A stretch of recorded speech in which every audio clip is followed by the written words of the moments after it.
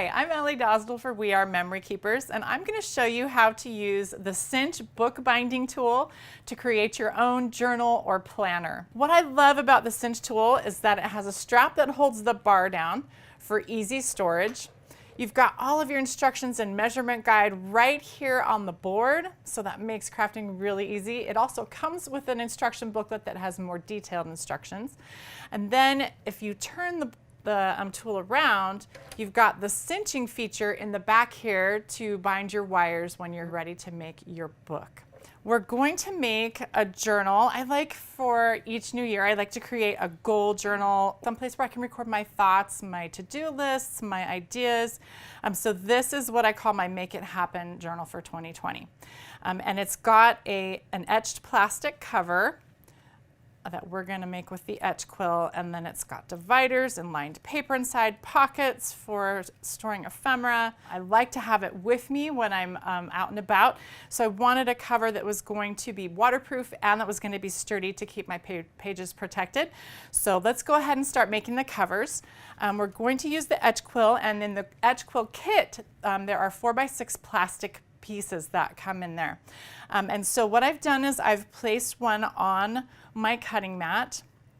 There are thin plastic protective covers that you have to remove before you use it. You're going to want to leave the back one on and take the front one off before you etch. And then once we remove this from the mat, we'll take the back one off. All right, so I've got a design from the Heidi Swapp foil quill USB drive that I'm going to etch onto my cover. I've got my etch quill in here with the A adapter for silhouette because that's the type of machine I have.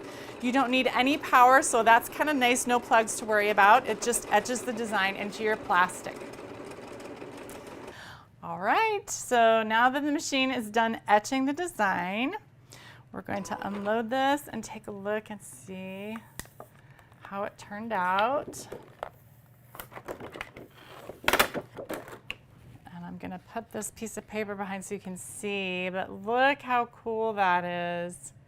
So you have a nice clear cover that's protecting your paper, but it's got a really nice etched design in there. I'm going to scoot this out of the way, and we're going to pull the cinch over.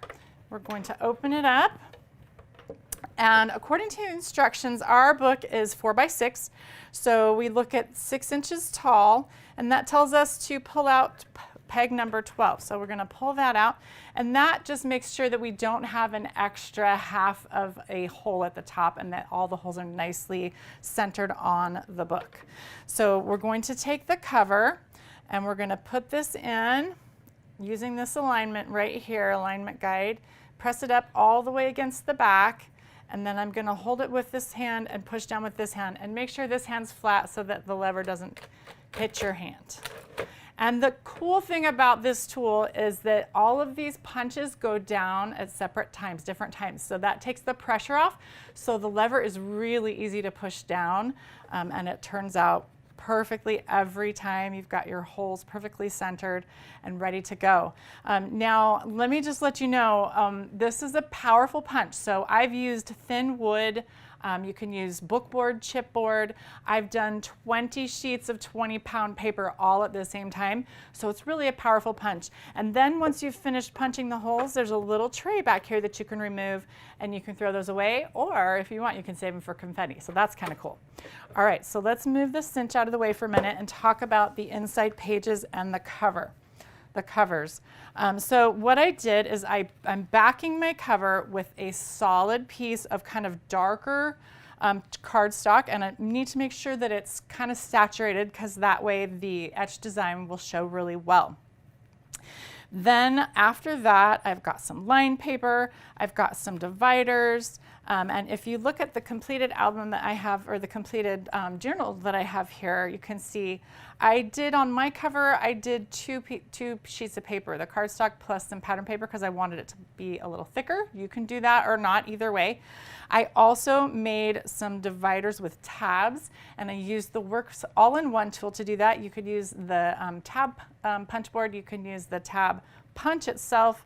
And then I also made some pockets with the Pocket Maker punch board on these dividers. So there are a lot of options to add to your inside pages. So what you're going to do when you've completed all your inside pages and your covers is you're going to line them all up perfectly. And one quick tip with the paper, I just took some lined paper, which you can get, when it's back to school sale time, and I trimmed it down to 3 3/4 inches by 6 inches, so that the paper is just a little smaller than the dividers, so you can easily find the section you're looking for. All right, so we've got this all together. Now what I'm going to do is I'm going to take my back cover and my back dashboard, and I am going to bring them to the front. Okay, and we're going to line them up. So that's how you're going to order things: back cover, front cover, and then all your inside pages in the order you want them to be in. So once I've done that, we're going to come over to the board, and I'm going to take my wire. Now I'm using the new blue wire. This is the 5/8 inch wire and beautiful blue colors, and this is some new Cinch wire, and there's lots of different colors and sizes of Cinch wire. So I'm going to take my piece. I trimmed it down and I cut it so that there were the same number of prongs right here as there are holes in my pages. So let me do this one more time, make sure everything's lined up. And then my wire is going to go right here on these pegs on the side. That is so handy. I love that. You can just put that there so that you can put your pages and covers on, and it makes it really easy. Let's turn this around. We're going to go to the back to the cincher here, and I can adjust my size. You can do 3/8 inch all the way up to 1 1/4 inch cinch wire back here. I've got it set at the 5/8 setting, and you just adjust it by pushing down and turning the knob.